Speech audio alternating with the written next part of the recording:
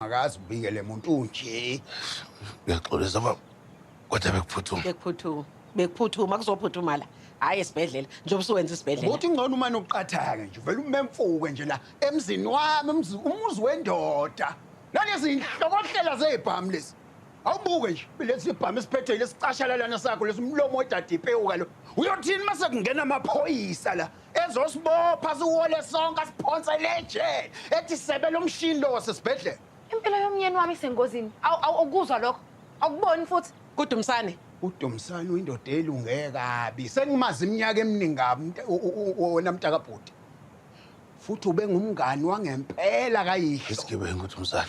Ufuna ungibulala. Nonsense. Nonsense lo ikhulumayo.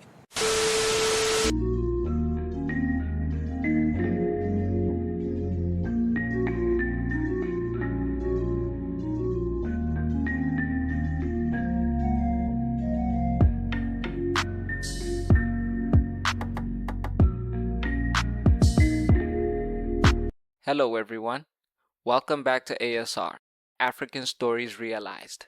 This is our weekly review of Outlaws Season 2. Don't forget to like and subscribe. Let's get into it. Episode 39 picks up in the aftermath of Sihle being captured by Tladi and his wife. However, they don't get far before Leruo and Zeko catch up with them. They freed Sihle while capturing Tladi and Nyakalo. Back at their camp, Leruo questioned Tladi about where they had planned to meet Dumisani and Kwanele. Tladi claimed he was to call Dumisani once they had captured Sihle, so Leruo took him to an area where there was network. Tladi made the call to Dumisani, who demanded Sihle was delivered to him in KZN, but Tladi was able to convince him to meet them in Lesotho. After the call, we were treated to an old-school duel between the cousins. Leruo, unwilling to kill a defenseless man, gave Tladi a weapon, and after a standoff they both reached for their weapons, with Leruo dropping his cousin with a single shot. Leruo returned to their camp to find that Nyakalo had been rescued by Musa, but their focus shifted to planning their ambush on Dumisani and Kwanele, who Sihle admitted she wanted dead. Meanwhile at the hospital, Bandile has woken up from his coma, revealing to his family that Dumisani was the one that shot him. He explained to his wife and Spamola that Sihle and Leruo had nothing to do with the recent raid on the Okabeni farm. Bandile demanded that they summon Detective Hlope, who revealed that she had also been investigating Dumisani, but had not been able to mount enough evidence against him. Hlope reveals she had been working on the case with Detective Zwane, who turns out to be the corrupt officer who is currently working with Dumisani. Despite Bandile's doubts about him, Hlope insisted that Zwane can be trusted. When she got back to the station, Hlope updated Zwane on Bandile's condition and revealed that they had enough to arrest Dumisani. Zwane gave nothing away. He claimed he would support Dumisani's arrest and suggested they move Bandile out of the hospital for his safety. Detective Hlope helped move Bandile to his Aunt Deli and Uncle Emmanuel's house, where his wife and Spamola joined them. However, when Hlope met up with Zwane again, she willingly gave up the location before she was shot by Dumisani's double agent. The episode ends with Hlope using her last bit of strength to call Bandile, warning him that Zwane is working with Dumisani and is on his way to his location. Episode 40 picks up at Aunt Deli and Uncle Emmanuel's place. The family assesses their options with Detective Zwane on his way. Phumzile warns them that they can't move Bandile because he might aggravate his injury, so the family decides to hold their ground and make a stand. They barricaded the home and armed themselves. Shortly after, Detective Zwane arrived with an entire SWAT team, but Bandile blew half of them away with a homemade bomb. A shootout then ensued between the police and Bandile with the support of Spamola, Uncle Emmanuel, and Aunt Deli. After the smoke cleared, Bandile and his family were victorious.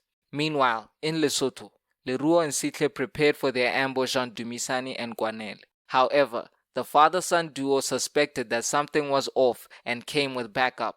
A shootout ensued between the two groups, but Leruo had a rifle and the high ground. He was able to take out the Dlamini security before sniping Dumisani with his final bullet. A heartbreaking Kwanele then took his father's gun and chased the couple down, shooting Leruo and taking aim at Sihle. However, she was able to pull a knife out of Leruo's boot, throwing it straight at her husband's chest and dropping him instantly. She quickly grabbed Kwanele's phone and called her brother. the siblings caught each other up and Sihle requested that they organize medical assistance for the wounded Leruo.